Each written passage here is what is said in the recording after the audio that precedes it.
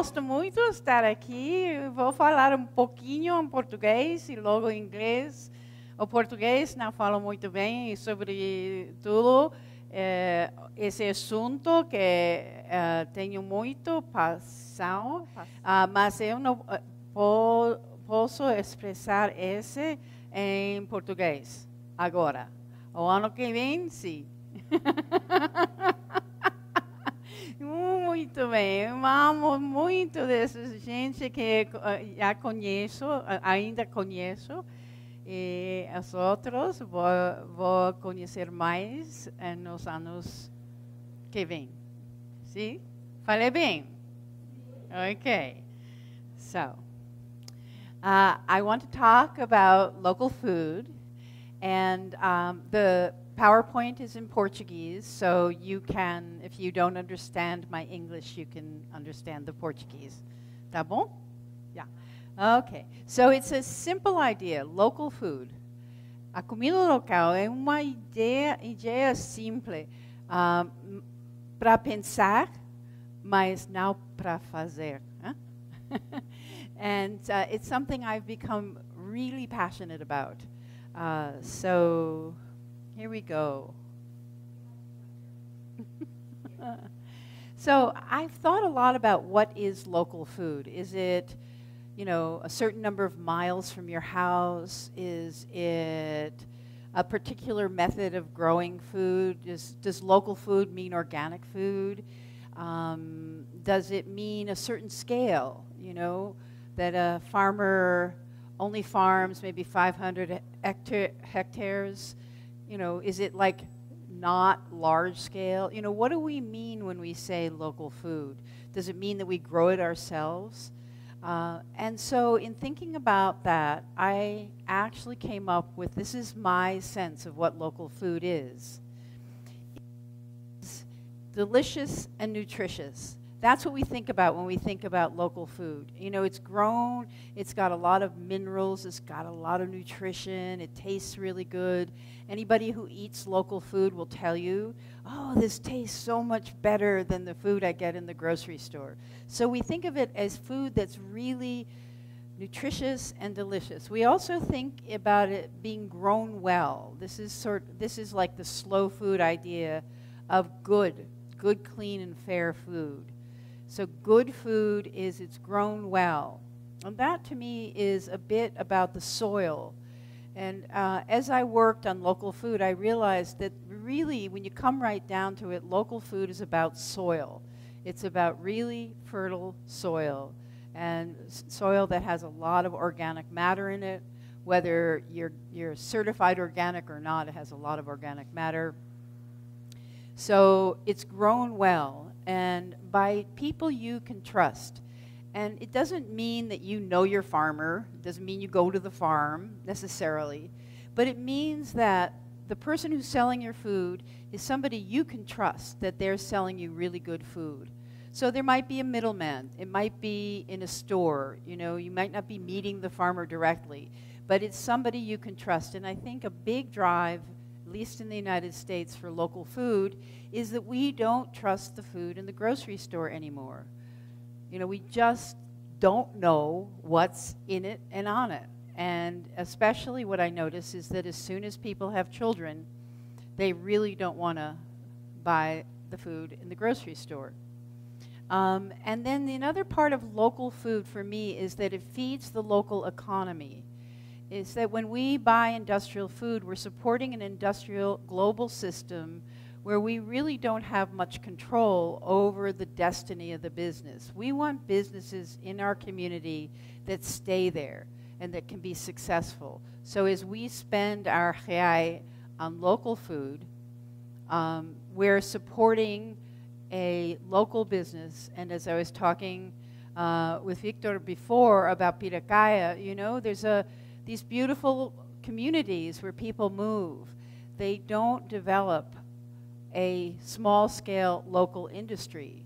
So people go there with their computers and they work in São Paulo through their computers, but they're not developing a local economy. So supporting local food is also that idea of supporting a local economy. And then agora no futuro really means that it's sustainable over the long term, that it's secure, that we have some control over our food, because when food is industrial, basically who the industry is accountable to is their investors. They're not accountable to a community. So we want to have a food system that we can trust, that's local, in other words, that we can count on it being there for us over time. Okay. Tá bom. Okay. Whoop, I have to do that way. No, I have to do it again. Okay, so I want to talk a little bit about my history of my passion for local food. So anyway, we started one of the first transition town groups, and that's when I realized this thing about we only have 5% local food. We are completely not sustainable. So I decided that I would do an experiment, that I would see if I could eat food within, I could be a local eater. I would see if there was enough food in my area, and I would also see if I could stand a local diet, And what I gave myself was, I gave myself a few extra foods from off-island: oil, salt, lemons, and caffeine. And then after that, I realized local food is not a local food system, so I organized a multi-stakeholder dialogue in my community to take a look at what is our food system, is it prosperous, where are the opportunities? And from all of that, I ended up writing a book called Blessing the Hands That Feed Us. And after the book came out, the readers wanted to know, how can I do what you did? So I invented a game called the 10-Day Local Food Challenge. And it was really a smaller version of what I did, because my diet revealed so much to me, I wanted to share it with others. And I'm also, I also invest in local farms. The money I've saved, instead of putting it into the macro economy, I'm putting it into farmers. So here's the local food diet. For 10 days, you eat food grown within a 100-mile radius or 160-kilometer radius of your home. Only what grows there. And you give yourself 10 exotics, 10 foods from anywhere that you can't live without. Often it's caffeine. People say, oh, chocolate, caffeine. Well, except here, you have coffee. Lucky you. And so you look at the challenge and you say, okay, I'm going to do it, and you really commit to it, because it's a big commitment. You don't say, like, I think I'll do it maybe for a day. You really commit. And then you do it. And you do it daily. And we have, for the Local Food Challenge, we have a website. We also have a Facebook group. And so every day you go, you're doing your local food challenge. You take a picture of your food. You take a picture of the people at your table. You tell the story of the producer you found that you really love. You tell your stories, and you tell your stories to a global community of people who are committed to this. And reflect on this, and we have a survey that people take at the end where you say, what's changed in my life because of this? What was hard? What was easy? What did I like best? What was terrible and I couldn't stand it? And then how have I changed, and what am I committed to now? And you just get radical. And so the results of the Local Food Challenge, we've run it in 2014 and 2015. About 1,000 people have done it around the world, 6 countries. But guess what the country was where it happened best? It was Brazil, because Brazil, I just love coming to Brazil, because, Brazil is like a big yes to everything. Yeah, I know that you don't always do what you say yes to, but at least it's this feeling of, let's do it, and I just want to single out Claudia, because she brought it to Brazil, and she and Ellen Gallegos did it to the max. Every day we had photographs of beautiful fruit and beautiful meals, and stories, and they got it more than anybody else anywhere in the world. They understood what this was about, that it's a game with really high stakes, but that makes it really fun. And they met producers, local producers, and they got excited. And so people, the thing that they liked best about the challenge was finding local food. It was really interesting, that challenge of like, if I don't go to the grocery store, where is food? And then, you know, you see a little fruit stand, and then you see somebody who has eggs, and then you meet somebody who has chickens, and then you meet somebody who has milk, and they milk the milk and cheese, and everybody, no, it's not 5 minutes, it's, oh my God, okay. Okay, and they realized that there's not very much food in the local food in the supermarket, not even in organic supermarkets. And what the biggest challenges were time. People are so busy, they didn't have time to cook. Money, they think local food is more expensive, which it isn't if you change to seasonal eating. And they think that many people have forgotten to cook. Their mothers were not at home, they didn't teach them to cook. And they realized that local food is not a local food system. So, we have 3 days of food in our grocery stores. They are the end point of an industrial system. The trucks stop running and the food goes away. It's not secure. The average age of a farmer is 58 years old in the United States. Young people, sons and daughters of farmers, don't want to farm. And so this is a crisis, because who's going to buy their land when they don't want to farm?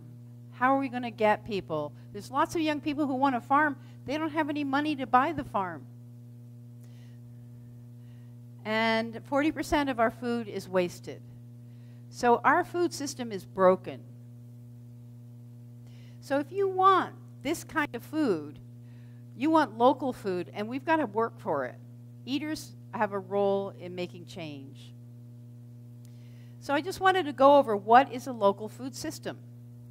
It's the producer, the food is grown, harvested, packaged and processed, distributed to the stores, sold to consumers, enjoyed at the dinner table, disposed of and recycled and composted, which goes into the land. That's what we're talking about when we talk about a food system. It's not just going to the feira, you know, orgânica. It's all of this. And this is all of these elements are what we have to reclaim to have a local food system. And so this is what I think eaters can do. You know, eaters have many roles in society. You know, you can make a choice to buy local food, but you can also be a local food educator. You can give talks like I'm doing. You know, just make sure you're constantly telling the story of it.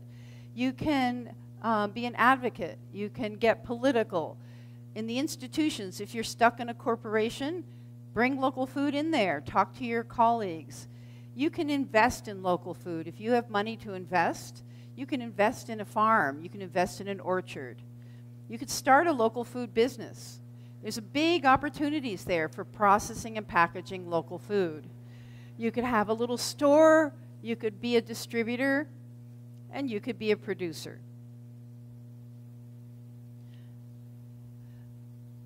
So these are some of the things that I say local eaters can do.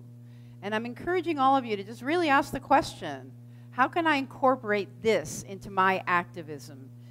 You can commit. And the idea of a 10-day local food challenge, maybe 10 days is too much for you. But it could be 10% of your food is local. It could be that you pick 10 foods that you're going to eat, you know, only from your local producers. You could have 10 meals. You know, you could prepare 10 meals that are all local. So it's like that power of 10. Just think about that. What power of 10? 10%. And you can map your food system. You know, as we look for sources of food, we can share them with one another. We can create maps of where local food is around us. That would be a great project here. So you have a map, and everybody, the more we buy from the local producers, the more they're going to produce. If they produce and we don't buy, they don't produce anymore.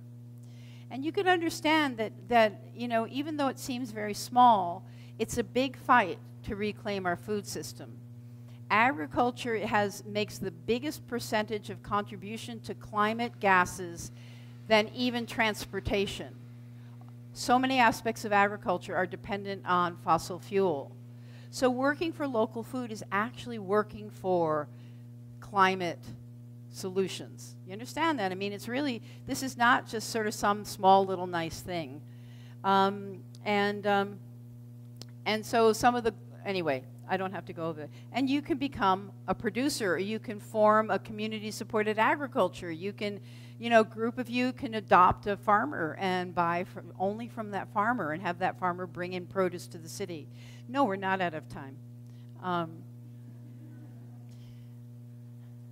Okay, so I'm almost there, though. So I'm not saying that we should have 100% local food. There's many reasons we love the industrial global food system.